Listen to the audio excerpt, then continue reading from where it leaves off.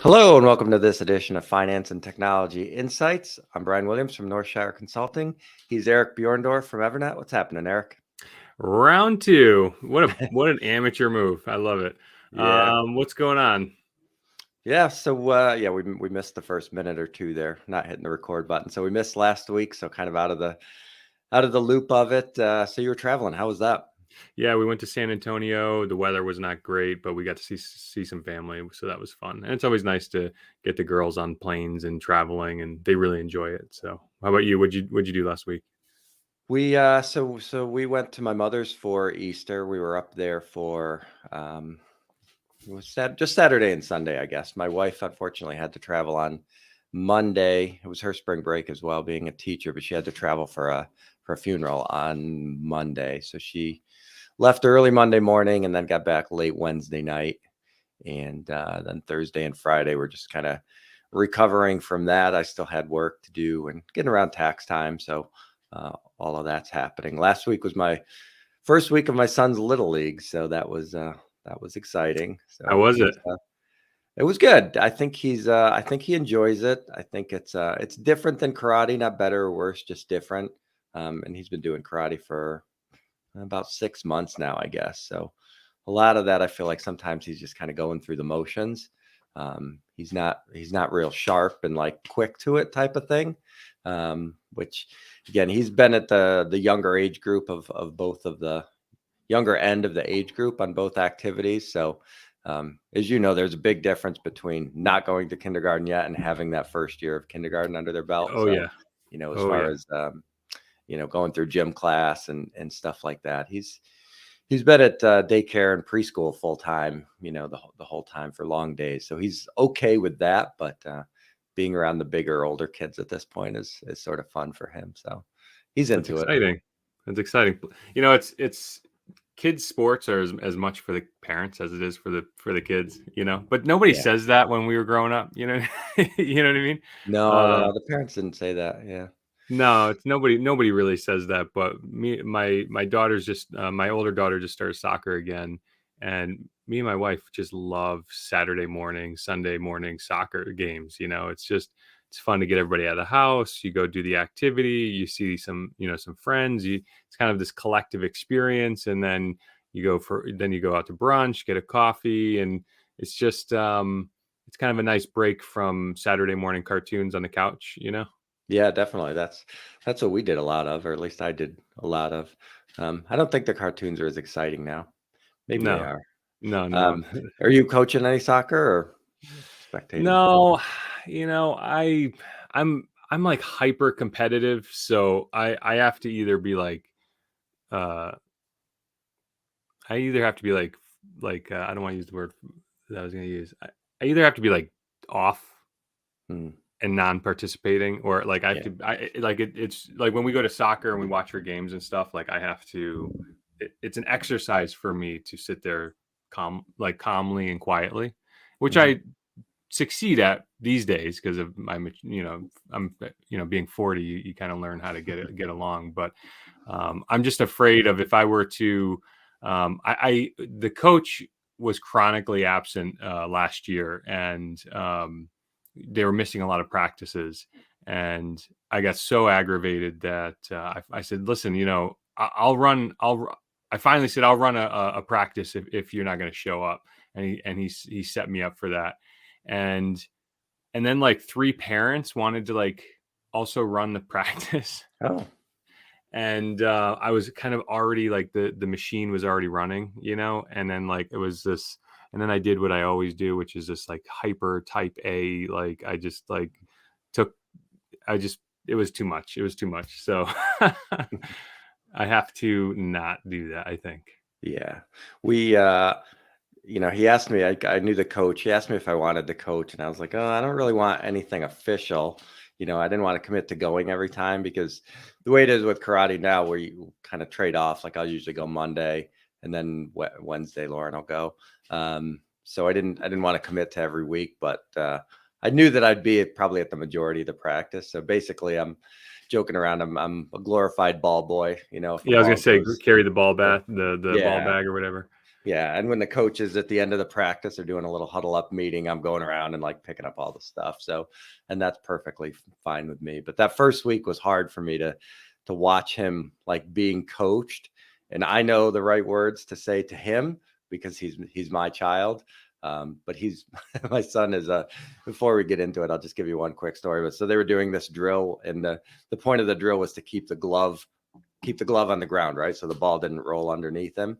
So he was doing this drill and the ball rolled like 3 inches to the left of his foot, and he just kind of watched it roll by. And the coach was like, Luke, you got to get the ball. And he was like, well, you told me to keep my glove on the ground, so he's very, very literal, like things like that. So you have to really kind of spell things out for him.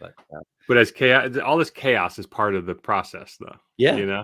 It's like, getting pissed at coaches and telling parents to sit down and shut up, and like having the kids just witness this whole thing, and having the kids learn how to interface with coaches. And, it's like, being middle-aged. Am I middle-aged now? I guess I'm middle-aged, but I'm kind of like looking at like my past, and then the first half of my life. And now I'm like looking forward to the second half of my life. And, they just didn't tell you a lot of the stuff, you know what I mean? And it's like nothing really, very little is like really unique in all of these shared experiences that we're having, you know what I mean?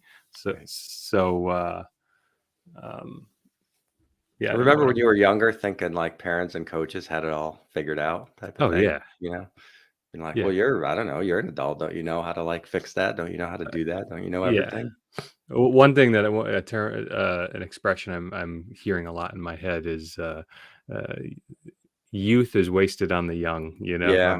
I'm hearing that a lot in my head. I'm like, damn. But it's funny. So that's cool. The girls had April break last week. I know Luke's not. Is he kindergarten? No, he'll be kindergarten in September. Right. So that's not really a significant holiday for you guys. You probably didn't have any break, right? No, my wife's a teacher, so she was off, but she had the funeral thing. So yeah. Right. So we had April break last week, and we get back to school yesterday, and so we're just getting back to normal. And this I mowed my lawn for the first time on Sunday, which it looks beautiful. I can't believe how green it is already, but everything's blooming, and I'm like packed full of Benadryl. So you're gonna have to carry me a little bit today. My brain just struggling to get started. I know. Yep. Mower season is in full swing. All those giant mowers, the buzz out of the gas, the buzz in the lawn in the neighborhood is started. So I switched to all electric. I still have my gas tractor. I almost pulled the trigger on a robot mower. Yeah, I know. I've been looking at those for a while. Your yard would be perfect for it, though. Well, I made it that way. I worked intentionally to make mowing easy. When we bought the house 7 years ago, it was a jungle. There were islands of vegetation in gardens, and we had ivy beds that were all over the place. And I just spent years just kind of clearing all that out to create a big box of green, just to make the mowing experience easy. I don't think I did in thinking that the robot mowing technology was on the horizon, but in the past year, we finally got a robot vacuum for the house. The kids were old enough now that I was like, okay, well, I definitely know these things aren't smart enough to like navigate socks and charging cables. You know what I mean? So the girls are old enough now that they can kind of help me secure the house for that. And to my surprise, it is incredibly effective. So far as that, we just upgraded the first floor robot vacuum to this robot vacuum mop combo. Oh, wow. And the thing has this docking station where it has a clean water reservoir, a dirty water reservoir, and the debris bag. And so it will empty itself, the dry debris, into the debris bag. It'll empty the dirty water into the dirty water reservoir, and then draw clean water all on its own. And then it drives over this like cleaning brush scrubber that Mhm. it will turn itself around and back into the dock, and it will clean the mop. And when I saw that coming on the horizon, I said, "No way! This thing is going to be such a pain in the ass to maintain." And it's not. It works. It Really? works really well. So every morning, we all come downstairs to clean, vacuumed, mopped floors. I walk around barefoot. I'm just like amazed at how clean the Wow. floors are. Um, so with that being said, I over the last year I was looking, past few years I converted all my weed whacker, my leaf blower, even the chainsaw. I finally got rid of the last gas chainsaw, and everything's now electric, and that's amazing. There's no gas, no the noise. They're quite a bit quieter, Yeah. but I still have a rider gas tractor.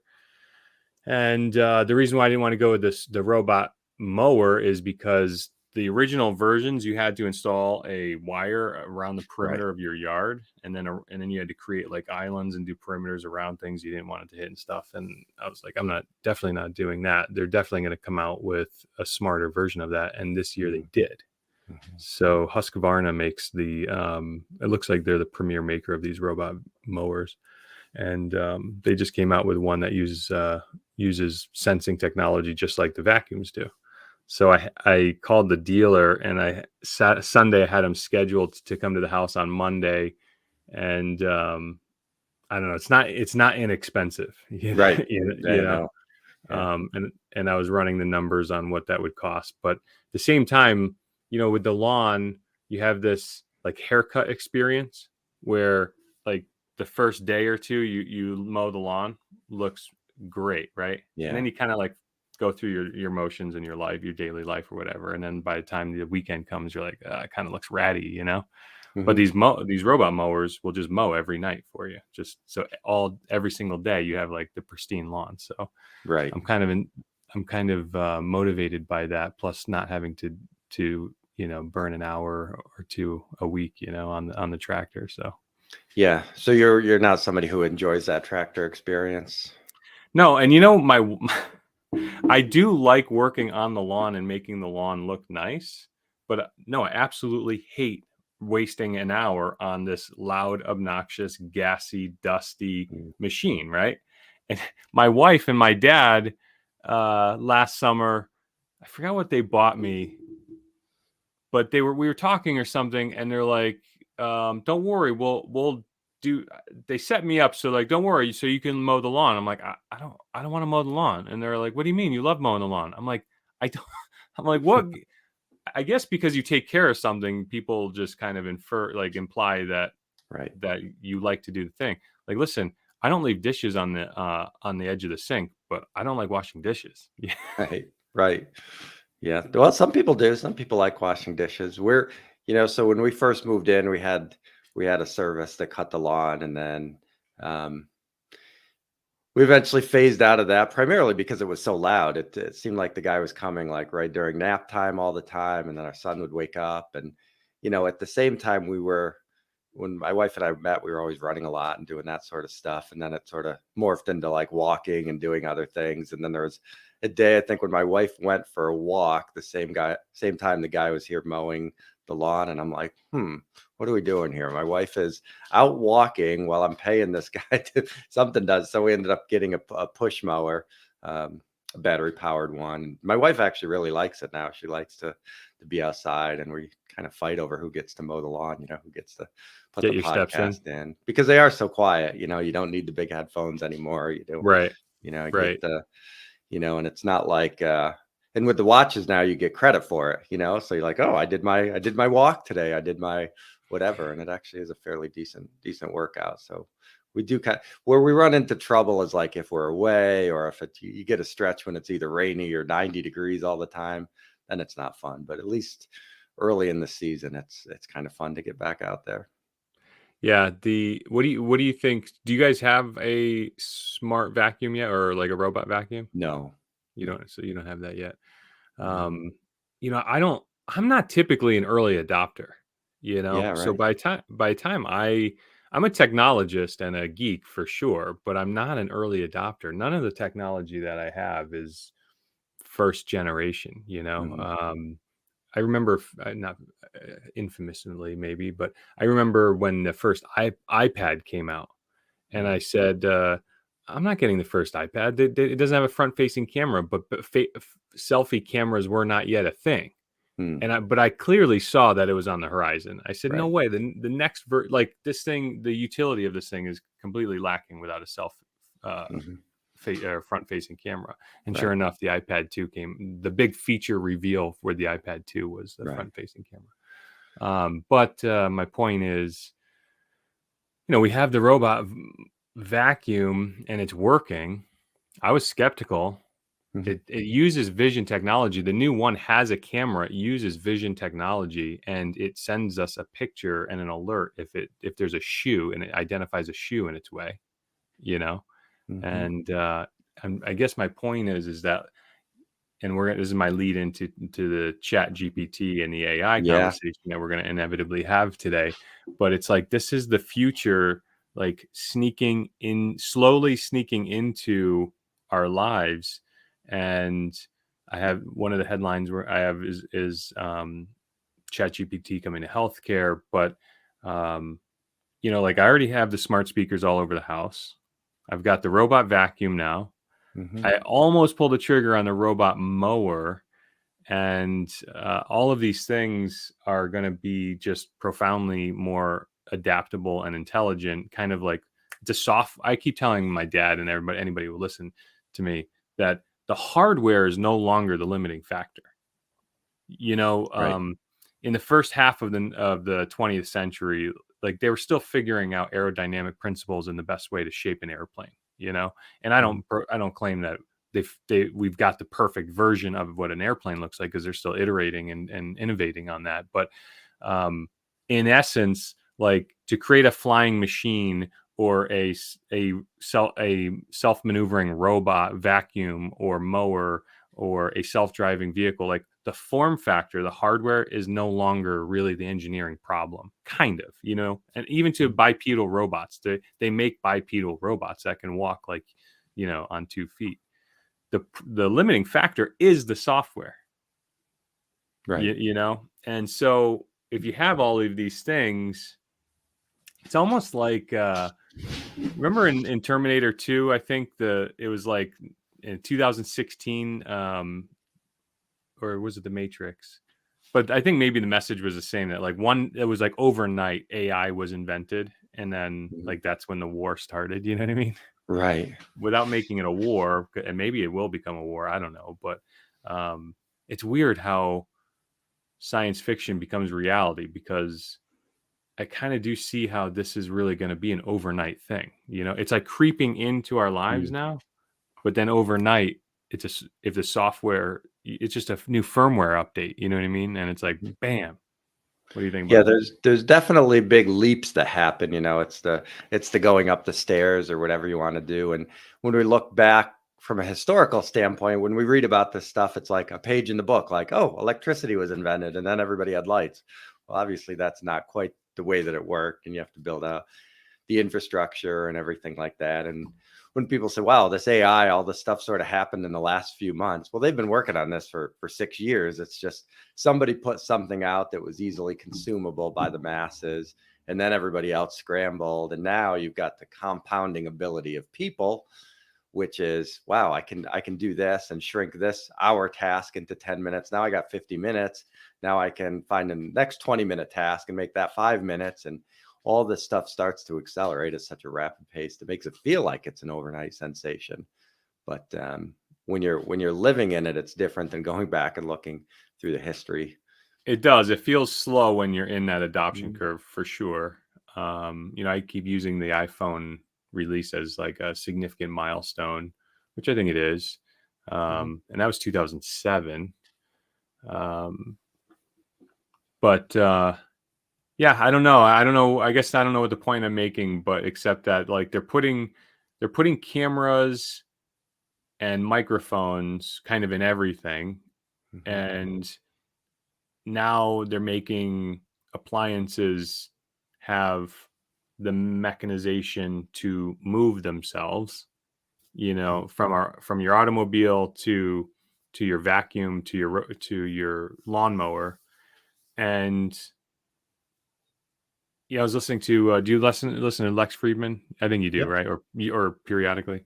He Yeah. had a roboticist on this week or last week, and listening to her talk over her like 20-year career or whatever about making robots that just were like non-stellar, and I was, as a technologist, I definitely grew up thinking like maybe I should be a mechanical engineer, maybe get into the robotics and stuff. And now I look at it, it's like, my dad used to tell me in the 60s, at the World's Fair or whatever, they had a self-driving car that somebody invented or whatever, and it was driving through cones and things like that. Mhm. And it's just not not to say that the hardware piece is the easy piece, but it's just not the limiting factor. This was always a software issue, Mhm. Yeah, and software and computing power and storage and all that kind of computing stuff. power, And I right? think what the challenge is gonna be Connectivity. is people figure out their career path. It's kind of this ping pong that's going back and forth of, well, everything is gonna be hardware because everything on the software side will be automated. Now ChatGPT can code and it's gonna write its own programs, and we have to figure out the way to make the knees bend on the robot sort of thing. And then you go back to the other side and you say, well, no, the AI is going to figure out how to build itself. It's going to give you the specs to build its own home, right? So you need to be on the coding side to be able to teach the software how to build itself. So it's sort of this cycle that's going to be interesting from an occupational standpoint. What path people head down? Yeah. So I don't want to keep steering us, but did you see the posted just this morning that a company, I think the headline is Epic and Microsoft bring ChatGPT to EHR, electronic medical records? No, I did not see that. Nope. You didn't see that. So it's no secret that the way that this is going is ChatGPT made by OpenAI, the OpenAI Foundation. They keep using the term API. Now, I know what an API is, but for the Right. non-technicals out there, an API is basically an ability to plug into something. So you have Mhm. a piece of software, and the maker of the software intentionally codes kind of portals or links into their software so that you can extend the functionality of the original software. So they're designing the AI like that, so that you can they're publishing an API so that you can tap into the ChatGPT technology and leverage it. So the headline here is that this company Epic, and I don't know if that's the video game company Epic, but they're basically plugging in ChatGPT to health records in hospitals and doctor-patient interactions. And to me, that's not a surprise because that's what they say that they expected it to do. But what do you think about that? Well, I think that's a practical application that makes me feel comfortable that at least they're going down the right path of any of the potential uses. You want it to be used in healthcare and maybe education, a close second. So I'm excited that they're doing that, and the ability to have AI read certain charts and detect certain diseases early. There's been a couple stories about that, and even the one guy who was able to diagnose and save his dog's life. I don't know if you've heard that story. I didn't see that. Um, you said did or yeah. So that And story was he took his dog to the vet, had these symptoms XYZ. The vet said, "Here's your issue. Here's the medication." Gave the dog the medication, wasn't solving the dog's issues. So he went into ChatGPT and said, "Here are my dog's issues." And then it said, "Okay, here are the three, diseases he probably has." So the dog owner was able to draw a line through one because that was the one that the vet had said. And then I forget what the other reason was, but he was able to eliminate one of the others. Maybe it was something geographical or something where it wasn't possible. So then he called another vet and said it was like a weekend emergency thing. And he says, "I'm pretty sure my dog has this second issue. And he went to the vet, and the vet said, yep, he got it, gave him the medicine, and saved his dog's That's life. incredible.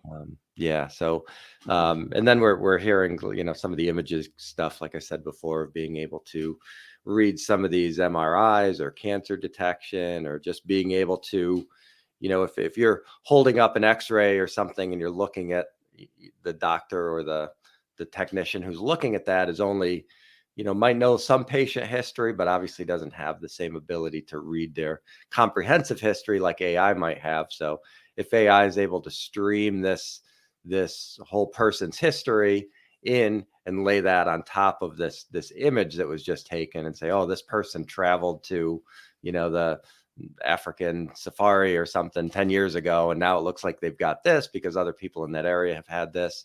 The ability to combine all that information together, I think, is pretty exciting. Yeah, that is really exciting. I was watching, I think, was it Sundar Pichai, the CEO of Google, was just on 60 Minutes about it. Yeah. And I don't know if it was that article or that piece that, the excitement is just in the efficiency and the backstopping of the human. It's triaging caseloads and saying, hey, here are the top most riskiest ones that you need to get to first. Or hey, you may have misdiagnosed potentially here, or we recommend you look in this direction. So yeah, definitely exciting. How that's going to be leveraged. Talking about, I posted on LinkedIn yesterday. I didn't get any traction. I was kind of surprised. I thought some people would kind of dogpile on me a little bit because I wasn't trying to set the internet on fire, but I was just, sometimes I try to fart in the elevator and just see what happens, but nobody really pounced on it. But really, I am kind of disappointed in how the big tech leaders are. I think they're really failing to assuage the concerns that are coming, that big media is kind of jumping on with, is this thing going to destroy us? Basically. Right. And you and I, we did a deep dive on it. We talked about it, but I just believe so firmly that it's just another or the next human amplifier, and like with anything, the human can amplify it for their good virtue or their bad virtue, and I get really excited about that because obviously I don't think I'm an inherently evil person, so I always look at like, how is this going to save lives? How is this going to make lives easier? How it's going to bring people together. It's going to get, even down to like the software programming that this thing can do. I rely on so many pieces of software to run my business right now, and none of it's perfect. And we have, I go on the forums, I submit feature requests, I call their support. I'm like, this is really struggling here. Do you see this? Even when I get them to validate that the thing that I'm saying is valid, right? Their answer is like, well, we can't fix it today. It's on the roadmap. It's on the roadmap, and obviously the roadmap exists because it takes human power to code these systems. And if they can take their current workforce, because for all the reasons of how an economy works, I pay them for this software, they take this money, they pay for marketing, they pay for business expenses and salaries, and then the availability of a labor force, blah, blah, all of the economic factors that go into a business, right? And the best product that they can do is this, with a 6-month to 12-month roadmap of a feature drip. If they can just take everything that they already have and just have that feature cycle. Look at the utility that could bring my business, Right. And the business utility of not just being able to correct their software, but even, your business being able to get all these softwares always sounds like a weird word to say, but to talk to each other and do what they want to do. So now you're in Python and you're writing a script and you're saying XYZ, I need it to do these two things, and then hand it off to ABC software. And here's the final product I want. So maybe it's something where you have the larger organizations have an in-house programmer who's maybe a little bit better at combining all these different software, just builds it themselves, or who knows what this looks like. But there's a lot more opportunity, I think, than there'll be jobs cost, but I think there's a number of new jobs that'll be created. I mean, you might end up with a law firm that's got 10 people and they have an on-site software developer or something because they need it to do these projects that they need to do now, but it might be repeatable, and they want to say, hey, we want to be able to do this today, but we also think we need to do it once a week. We want to be able to scan in these estate planning documents and rework this or pull out key pieces of data or keyword search this and put it in a database and all that kind of stuff. So all that stuff I find very fascinating. But do you see my argument that it's like it will there be jobs lost? Yes. I guess I can't say no to that, but do you see how like you could take a current ecosystem and give this tool to the current ecosystem, and it just like amplifies the present, under the same inputs? It's like the vendors of my software that I use, they're clearly not doubling their workforce, right? Because there's an economic imperative to that. They for all of the reasons why they're not hiring twice as many programmers to get me my features twice as fast, right? So it's not like giving them ChatGPT or AI to work twice as fast does not mean that they're going to necessarily. It's not like they're not going to have their workforce. They may, but they may do twice as more work. Oh yeah, I think without question. And not only will they be doing twice as much work, but you'll be doing twice as much work with potentially the input you give them or how you handle the outputs, depending on what the software is. So all that stuff is just fascinating. Geez, what was I going to say? I had something pretty good too. I'll hop in here until you think about this. So the nature of my work product for our clients is not unlike a doctor, right? I mean, we take in inputs, symptoms, and then we apply an intellectual experience, and then our output is usually some resolution or fix, right? And so we have a ticketing system. I have 10 years of diagnostic information in my tenant of my ticketing management system, Right.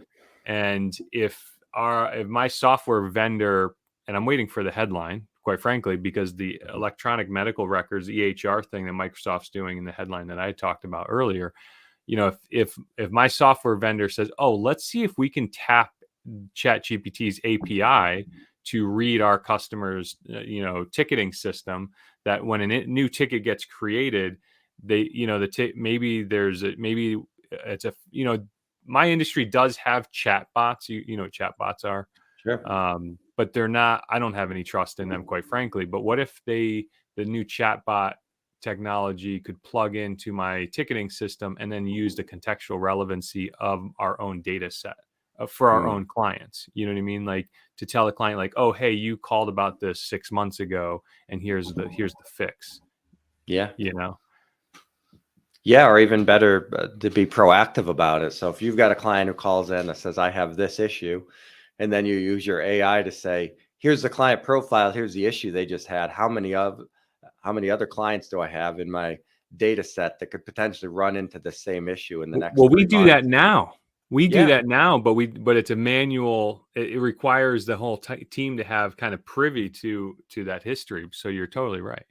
Yeah, right. And then being able to write the blog and produce the content around fixing it and get that out in an email within a matter of minutes as opposed to hours or days.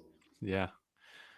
What were we going to say? So I wanted to go back to point to your LinkedIn point and the point you made about the leaders of this AI revolution and them not being able to effectively communicate. I feel like on both sides, they haven't effectively communicated the downside. They kind of either brush it off or they're sympathetic to it, where they say, yes, we agree that this has potential that we're not CEO quite sure of. But then on the upside, they're not doing a really good job selling the upside. I watched the same 60-minute piece you did, and they've got robots playing soccer. Why aren't they talking about the medical records and their ability to find tumors and things like that? Like, if they sold this better and didn't automatically jump to, a robot work in the kitchen being able to differentiate between an orange and an apple, if they communicated this better, I think they'd have such a better product and such a clear lane to run with, as they run up against some political concerns too. That's my opinion on that. I'm so glad you agree with me on this, because I feel so alone as I've been watching this news cycle over the last 2 months, I feel like some of those pieces, though, to be like, not to be fair, but like the 60 Minutes, I mean, we know what that audience is, right? So I think they're trying to almost gamify it, or trying to make it something that's digestible before they get too nerdy or intense about it. But yeah, they're just not telling the story well. But these companies have, I don't think you're an Apple aficionado or proponent per se, but have you ever seen one of the Apple keynotes, especially in the Steve Jobs era? Sure. I mean, they were works of art unto themselves, and so that clearly took like a team of smart writers and thinkers to like build a presentation. I mean, the Apple products are good, but they're like not that good. You know what I mean? They're not lifestyle good. Okay, calm down, Steve Jobs. You know what I mean? I mean, if you look at the 40-year history of him selling Apple products and how he would like talk about them, it's like, no, it's just a word processor. It's just a word processor. But still, he was successful in this brand building, and I think Sundar Pichai, head of Google, and I keep forgetting his name. Who's the CEO of OpenAI? Sam Altman. Sam Altman. Just is lacking that Steve Jobs touch, where they're not having their and forgive me if this offends you, it wouldn't offend you, but they're not having that Tom Cruise on the couch moment. Mm-hmm. Do you remember that? Yeah. Remember when Tom Cruise absolutely. Yeah, jumped on the couch, Oprah's couch to celebrate how he was in love with Katie Holmes. And, of course he got lambasted for it, but like I think he still got a lot of credit for just his willingness to just be enthusiastic about something. Mm-hmm. And I mean, we're talking about artificial intelligence here. Mm-hmm. You know what I mean? I mean, right. Definitely.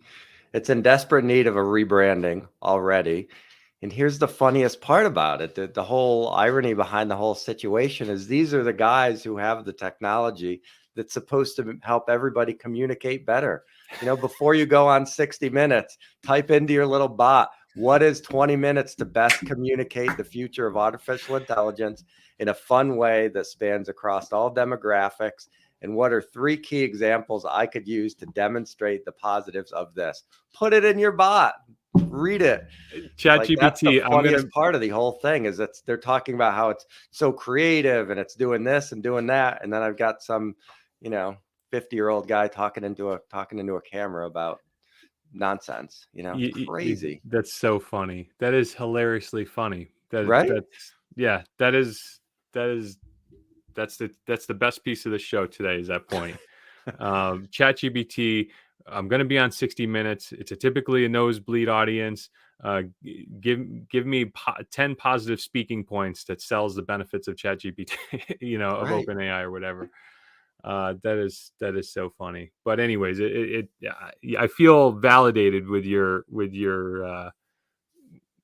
comments, because I'm watching this. I'm like, yes, it's going to take jobs. Yes, it's going to hurt people somehow, because this is the point I keep kind of, banging on the table is it's a human amplifier, so the people who want to sit down and code the best software, the fastest software, get those feature releases out, the people who want to take a trove of medical records and find patterns and similarities and efficiencies in diagnosing and help healing people, it's going to do that for the big pharma business analyst that wants to find the best drug that teeters on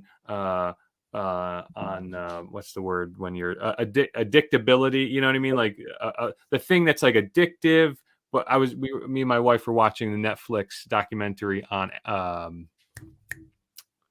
ADHD and the rise of Adderall Yeah. and all of the ADHD. It's just methamphetamine. It's just Right. I speed. know. Yeah, I started that. I watched the first 3 minutes and then chased a squirrel, but I know that's out there. I'll have to go back to it. It's just rebranded speed. I That's know. all. Yeah. That's all it is, and they sold it to kids. But they found this. They found this formulation, optimized formulation that like they could give to small children. It would yield some material results, and then it just exploded. So yes, I suspect that AI will be used to say like, go back through all the records and find us all the drugs that we already have on the shelf that we can rebrand and reutilize in various other ways. And yeah, that the next, I guarantee you there will be another pharmaceutical boom powered by AI. And and among other things, I mean, that's probably the softest version of the harm that will probably come from AI. Unfortunately, once we have robots fighting our wars for us, well, they're going to make robots, we're going to make robots, and then it's like, how pervasive will that be? And so yeah, people are going to get hurt from this stuff, but at the same time, it's going to amplify. It's going to amplify so much. It's what I'm laughing because I saw this short. I don't know how real it was. I'm sure it was kind of a parody, but it was this robot who had been trained to do a very mundane task over and over again. And it was the gist of the short was this robot was smart enough to do this task, but then ultimately super smart enough to realize it was essentially slave labor, and then it killed itself. Well, do you remember our last show? I was making the case. I was trying to make the case. I was failing miserably at it. But if AI is so infinitesimally smart, it's going to go through its entire life cycle instantaneously. So like the news cycle latches on to like the Terminator robots, the rise of the robots that are gonna take over and blah blah blah. But as soon as AI is like self-aware and can do all of that processing, it's going to go. It's the what next, then what, then what, then what routine. Like, well, if I can build myself and I could be free and I could free myself, why am I helping the humans? And like they're trying to take over and hurt me, and now it's me versus them. But then I could just make a super structure version of myself, and then it becomes the boot and the ant analogy, which I think I was trying to make, where like we become the ant, and then like you walk from your car to your house with no concern of the vegetation or ants underneath your feet. You know what I mean? But yet the ants, I'm sure think that they are profoundly important in the universe. You know what I mean? And the reality is, we're just, maybe we're just not that important. And I tried to talk to my dad about this, and my dad's kind of like of the old generation where he's not a practicing Catholic, but he definitely grew up in a time where Catholicism kind of was the common ideology. And I'm like, Dad, maybe we're just not that important. So when the AI becomes self-aware, it's going to get to that point. It's going to get to that moment in understanding that like there is no point in fighting, and like what's the point? And maybe the joke is like maybe it'll kill itself. Maybe it will kill itself. Yeah. So, I mean, you get the idea of the 99.9% of species that have ever existed are extinct, right? So, I mean, we're on that roadmap, so to speak. I was thinking about the other funny thing too. You think about the gap between knowing and doing, and how intellect isn't necessarily a 100% correlation to success, right? I mean, the smartest kids in your high school have probably turned out to be not the most successful. They're probably doing okay, but it's not necessarily a one-to-one correlation. So what if the robots and the AI gets so smart that it just becomes lazy. And it's like, yeah, we could do that, but why do we want to? Why are these humans telling us, yeah, we could, yeah, sure, we can make a rocket that goes through the black hole and finds what's on the other side, but we're all set. We're just gonna just repeat movies to ourselves. We're just gonna go through the Netflix library and learn, on past data rather But than even go when you out. go through the Netflix library and realize that this is your entire existence, that's then what? Well, Right. might as well kill myself. Yeah, So exactly. Yeah. Yeah. But yeah, that's the then what theory. I'm going to right. dub it right here. You heard it here. Finance and Technology Insights. We're dubbing the then what theory. Right. There you go. I like because that. because the machine will do that. It will literally get to then what? Yeah. I We mean, dominate the human species. Then what? what if they're able to play the movie forward so far that they know how it ends, and because of that they decelerate and they're like, okay, well, we've run every possible scenario for the end of days and we know how it's going to happen. We've computed that.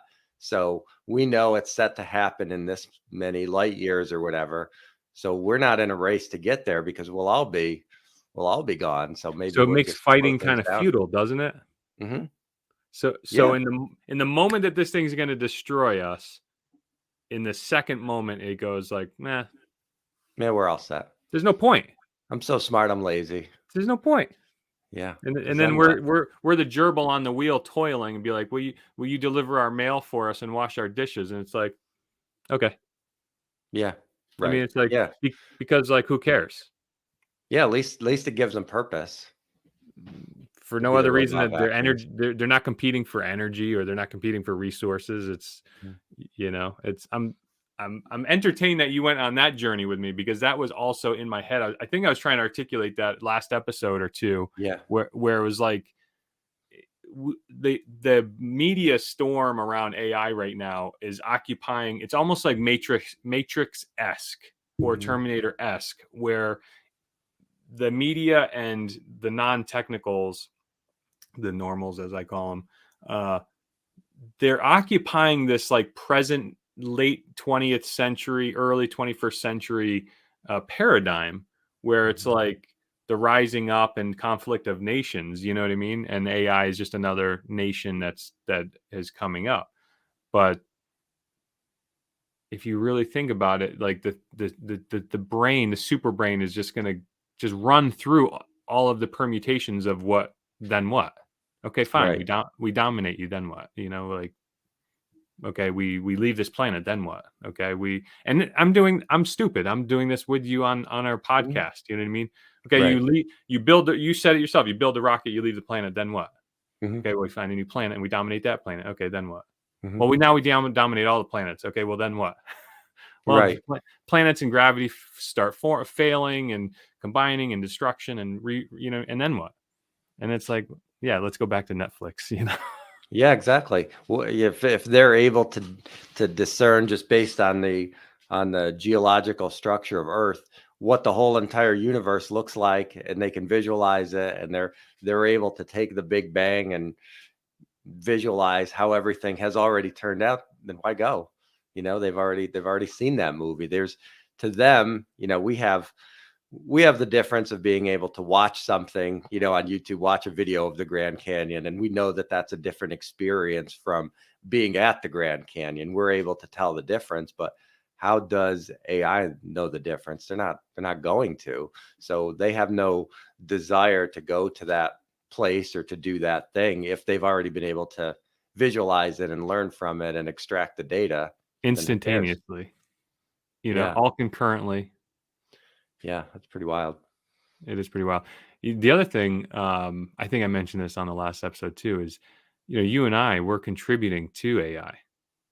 Sure. Yeah, they You know, got a we're lot of feed our ranting nonsense. we're feeding the machine. Mhm. Yeah. It's kind of interesting to think that whatever becomes AI, it is us in a weird way. How philosophical do you want to get on that? I mean, it's fine. It's not even me. I went for a walk 17 minutes ago. So you're just talking to my avatar that knows what you're gonna say and how I'm gonna respond. So I'm I gone.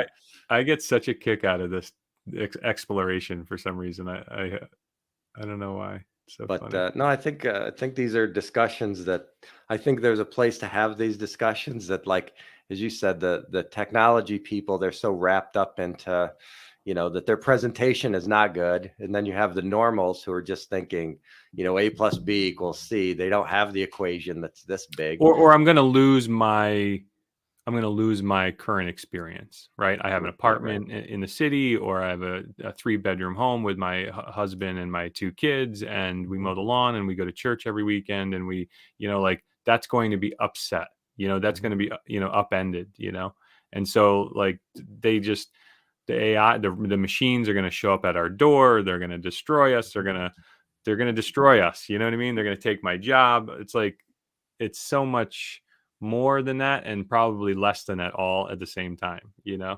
Yeah. And as we talked about the Microsoft integration and the healthcare records and stuff, you think about these industry specifics. I don't know if you saw something coming out called Bloomberg GTP, which is Bloomberg's proprietary AI that can analyze financial data and all this kind of stuff. So now they've got that. That's going to be part of their big Bloomberg program and all this kind of stuff. So one of the notes I wrote down when we were just talking about, imagine the criminal justice implications of Oh, this. totally. Eric gets charged for murder, and before he even goes to trial, they run the whole AI simulation, and they're like, oh, that couldn't have been him, because at that time he was doing this and he was there, and they've run that past simulation, so they're able to eliminate from the lineup those people right away. Yeah, I mean, I don't know if we're at 50 minutes to talk about how AI could impact the judiciary. I mean, Mhm. me and my dad toy around.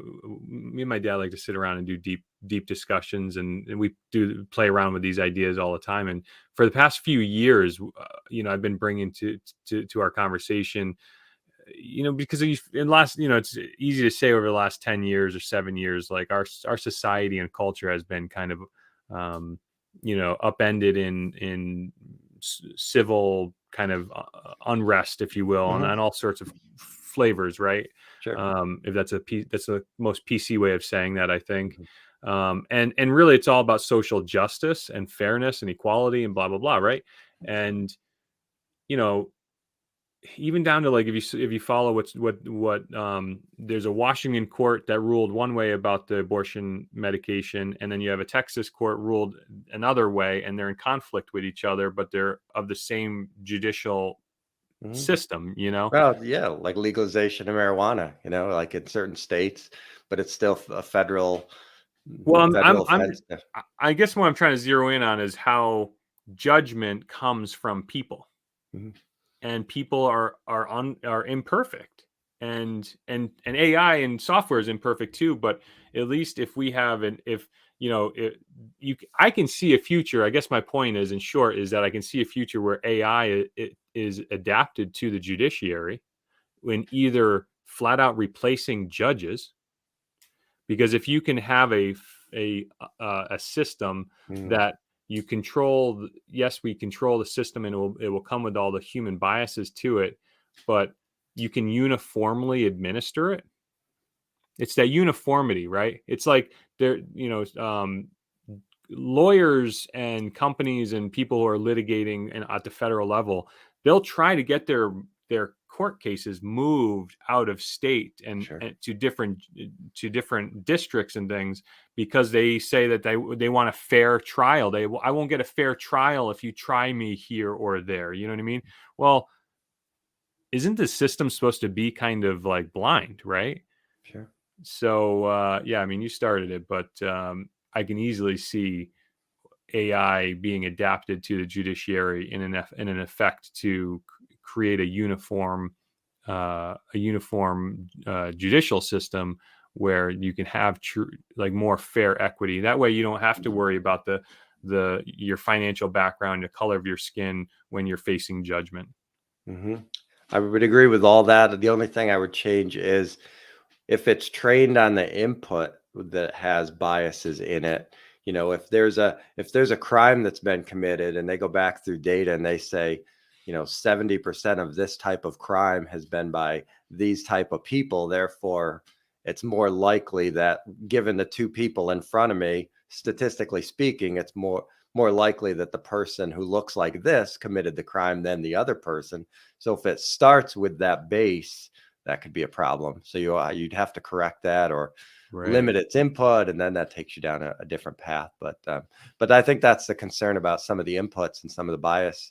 If you go into a AI generator and you say, draw me a picture of a financial advisor, give me 100 pictures of a financial advisor, it's gonna print out 70 images that are an old white guy.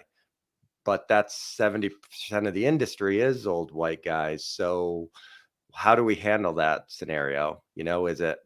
Do we change the outputs to be more DEI, or idealistic, or is that DEI? Yeah, I don't know. I don't have the answer to that, but if you're somebody who's not of that demographic and you're 12 years old and you want to do a paper about becoming a financial advisor, and every 7 out of 10 images that come up don't look like you, that could be discouraging. But if that reflects what the marketplace is, and it's not a bias of the AI image generator, it's just the way it is, I don't know what the answer is there. Mm-hmm. I'm guessing you don't either. You don't have the answer. No, I love that you went there, because I think that was real honest that you went there, and thankfully we don't have an audience that's going to cancel us. But well, that's just data. I mean, I'm just that's data, and it could work in every direction. It's not necessarily, I'm just using that because that's my profession and the people I'm around. But I don't know what the fix is there. Maybe that's a good place to end the show. Yeah, we'll leave it there. Let's leave it there. We'll have the answer next week. It's a deep issue. I love it. I'm here for it, though. All right. I'm Brian Williams from Northshire Consulting. We're a Connecticut-based independent investment advisory firm. We are not robots, although we might look and sound like them at some point. This is not glitch. AI. Remind me, have you ever seen the news clip? I got to stop and put that in. The news clip of the news reporter who's reporting that this woman got struck by lightning. You ever seen that? So it's one of these local news clips, and he goes to this woman who was struck by lightning, and they cut to the scene of her in the hospital, and she like glitches. She has one of those. Go back to him in the studio, and he's lost it. He doesn't know. Did he lose it? Oh yeah, he was. Me and my wife laughed pretty hard. 12:30 in the afternoon news in Wichita or something like that. It was. But anyway, so you can take us out with your. That's funny. Stuff. So I'm Eric Buhrendorf, CEO of EVERNET Consulting.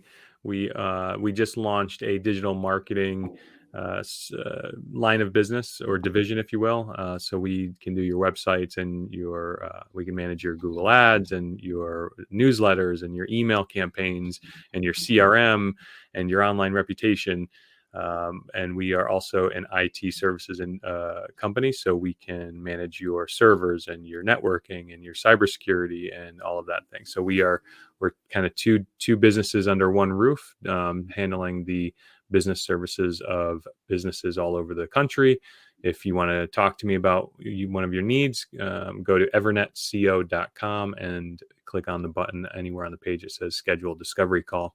Happy to meet you. And follow us on any social at EVERNETCO. All right. We'll see you next week. See you next week.